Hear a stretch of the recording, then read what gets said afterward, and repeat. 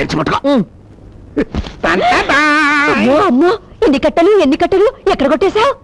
ఇది కొబ్బరికాయల్లో కొట్టేసిన కట్ట, ఇది బెల్లం కట్ట, ఇది ధాన్యం కట్ట, ఇది చేపల చెరువు కట్ట, ఇది కోళ్ల ఫారంల కట్ట, ఇది మా చెల్లి బీరువాలో వచ్చి కొట్టేసిన కట్ట.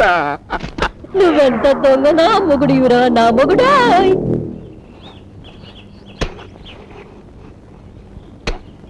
ఏమనుకోకే.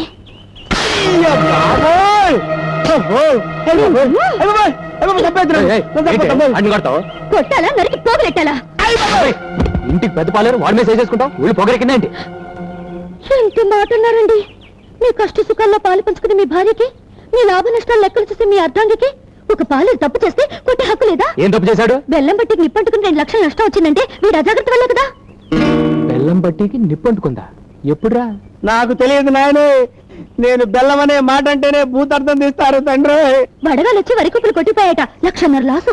వడగాలు వచ్చిందా? ఏరా? నేను చెప్పను బాబోయ్, నేను వడంటేనే పెడర్థం తీసి తంతారు తండ్రి. చెరువులో కొబ్బరి బండాలు రాలి చేపలు చచ్చిపోయాట, 1 లక్ష రూపాయలు నష్టం. చెరువులో బొండాలు రాలాయా? ఎప్పుడురా? అయ్య బాబోయ్, అయ్య బాబోయ్, పోరు దేవుడు, నేను బోండం అన్నా బండబూత అయిపోద్దండు. సమాధానం చెప్పడానికి వీలు లేని ప్రశ్నలు వేస్తున్నారేంటి అబ్బాయి గారు? హే భగవాన్, నాకు ఇలాంటి పరీక్ష పెట్టాడు తండ్రి. నేను చెప్పేది అబద్ధం అయితే ఇదిగో ఇక్కడ రాసుని చూడండి. ఎవరు రాశారు ఇది? గుమస్తా గారు. ఏడాడు? ఇక్కడే ఉన్నానండి అయ్యా. టుడే దిన ఫలాల్లో మన రాశి ఫలం ఎలా ఉందో చదివి చెప్పవయ్యా. మీ దినం అంది యా, వృత్తిక రాజు కదండి. జస్ట్ మినిట్ లో మీది కుక్క బతికైపోతుంది, దాచిపెట్టిందండి. గుమస్తా గారు, అయ్యా. ఈ పద్ధతి చదవండి. చదివి చెప్పండి. బెల్లం బత్తికి నిప్పంటుకోవటం వల్ల వచ్చిన నష్టం 2 లక్షలు. వదగాలి వల్ల వది కుప్పలు కొట్టుకుపోగా వచ్చిన నష్టం 1.5 లక్షలు. అదే కళ్ళద్దాలు లేకుండా చదివితే అర్థాలు మారిపోతాయి. ఇదే బెల్లం బట్టీకి నిప్పంటుకోవడం వల్ల వచ్చిన లాభం 2 లక్షలు. వడగాలి వలన కుప్పలు కొట్టుకుపోవడం వల్ల వచ్చిన లాభం 1.5 లక్షలు. నిప్పంటుకుని వడగాలు వస్తే లాభం వచ్చిందా? యా. చూడు మావా, నా ఆవిడ నాకు చదివి చెప్పింది, అందులో నట్టనే రాసిందంట. అబ్బా, అంటే వాళ్ళది కాన్వెంట్ చదువులు కదా, లాభాల్ని నష్టాలను చదువుతారనుకుంటా. నువ్వు కొంచెం మూస్తే మంచిదనుకుంటా. ఏంటి గుమస్తా గారు, ఏంటా తప్పుడు లెక్కలో? అయ్యా అదే ఓపిగా అయ్యా, వీళ్ళు ఇలా చెప్పరుగానే అగ్గన్నట్టు. అయ్యా కన్నా ఇప్పుడు అది అవసరమా? కాల్చండి అయ్యా. ముందు గుండెలోకి వెళ్తే నిజం నోట్లోంచి వచ్చారు. చెప్పకండి అయ్యా, పిల్లగా ఉంది.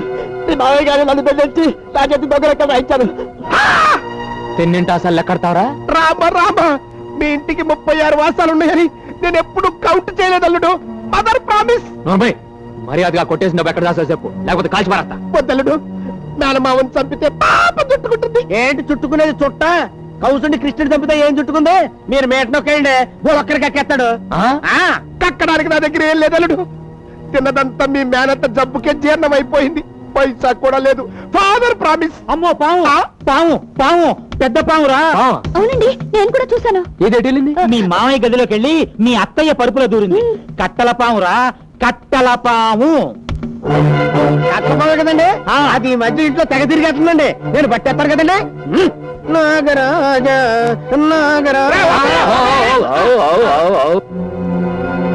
అమ్మో నా పరుపు, నా పరుపు, అమ్మో నా పరుపు, నా పరుపు. మీరు చూసింది అందులో దూరిన కట్ట బావునా బావగారు? చంపే సరిపోండి, అది మా పెంపుడు స్నేకు. ఏంటే పావును పెంచుకున్నారా? పావును పూజిస్తే పిల్లలు పుడతారన్నారు. రోజు పావుల కోసం పుట్టల చుట్టూ ఎక్కడ తిరగలవని పర్మనెంట్ గా ఈ పావును తెచ్చుకుని పెంచుకుంటున్నాం అన్నమాట. అవును నాయనా, పెంపుడు పావు పూజ చేయగానే పాలు తాగి ఈ పరుపులో పడుకుంటుంది. అయితే ఒకసారి పిలుస్తుందాం. సారీ, ఇప్పుడు అది రెస్ట్ తీసుకునే టైము రాదు. ఈ అవ్వారం ఏదో అడ్డుకోలుగా కనిపిస్తుంది. ఈ పరుపు సార్ దులుపు. దులుపుమంటారా? దులుపుతా. అక్కర్లేదు, మా పరువు తీసించాలు. మా పరుపు కూడా తీయక్కర్లేదు. మా పరువు పోయిన చోట మా పరుపు మేము చచ్చే ఉన్నాం. పద. నిజంగా అందులో పావుంటే దున్నపోతులా మీరు ఎగిరి పడ్డప్పుడే చచ్చుంటుంది. అవును నిజమే. రేపు తులపరా. అలాగేనండి, తప్పకుండా.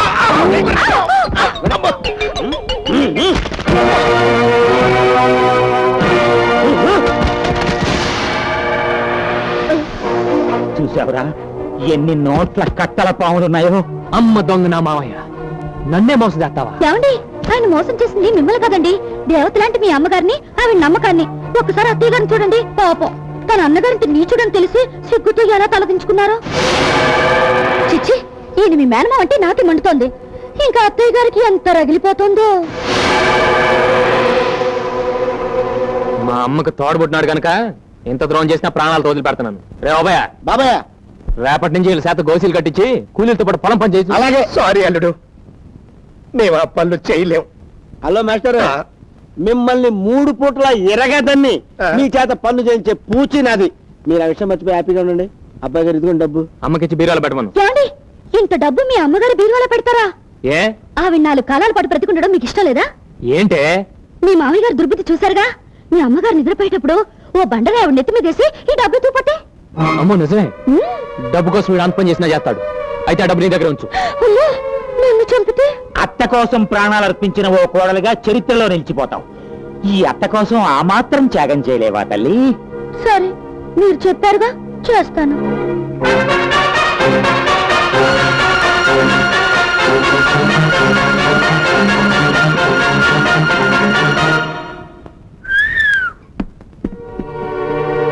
ఏదో కంచు కంచు అనుకున్నాను కానండి, ఇది అల్లటప్ప కంచు కాదండి, మంచి పోత కంచు.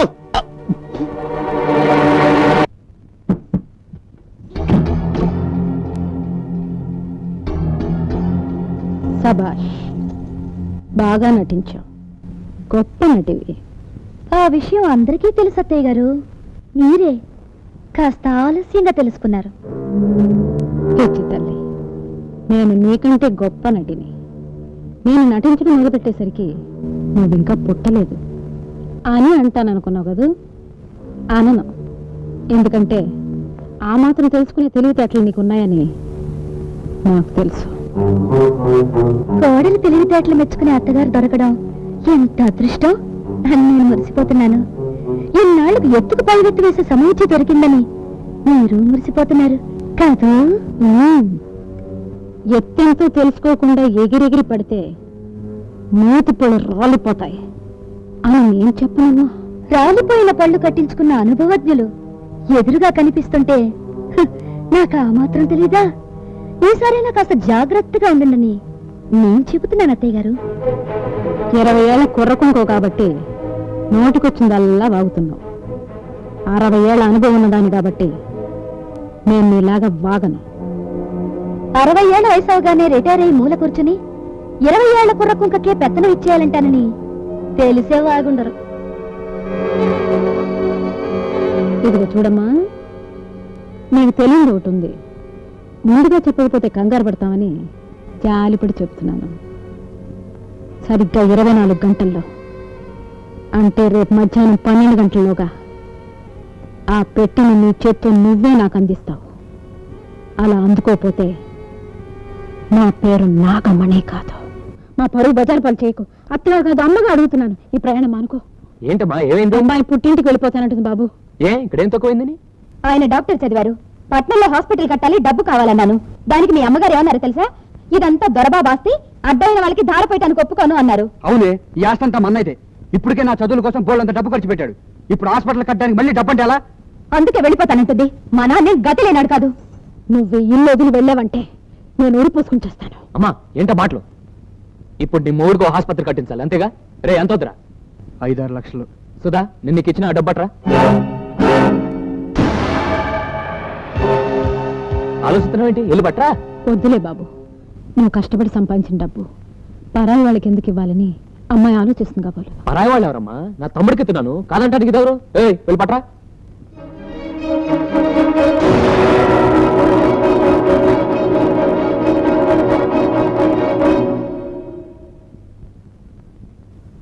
Stop stop stop stop stop stop. మా సిస్టర్ హ్యాండ్ చాలా గొప్పది. అత్తయ్యకి అమ్మ. అవునవును, అమ్మకి. ఆ.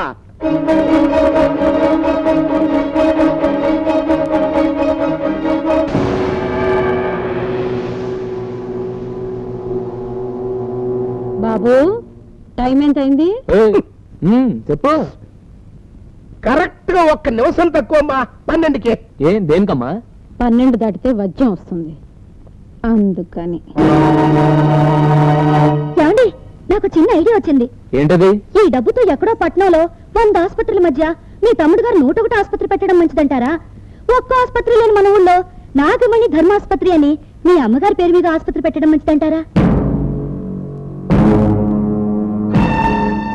నాగమణి ధర్మాస్పత్ర? అవునండి, మీ అమ్మగారి పేరు మీద ఆసుపత్రి పెట్టి మీ తమ్ముడు 10 మందికి ప్రాణభిక్ష పెడుతుంటే ఈ చుట్టుపక్కల ఆవిడికి ఎంత పేరు, ఎంత గౌరవం, మనకెంత తృప్తి. ఓ ఆసి నా మిరపసేలో బంతి మొక్క, ఎంత మంచి మాట చెప్పావే. చూసామని పెద్ద కోటలు తెలియటాట్లు. కానీ బాబు, ఈ ఊళ్ళో ఆసుపత్రి పెట్టడం వాడికి ఏడ్చాడు ఆడికేం తెలుసమ్మా.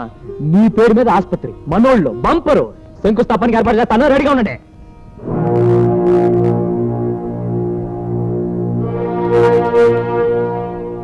అందుకే మరి నేను కంచు కంచర్చించుకునేది ఏమనంటే అన్నా ఉంటారు.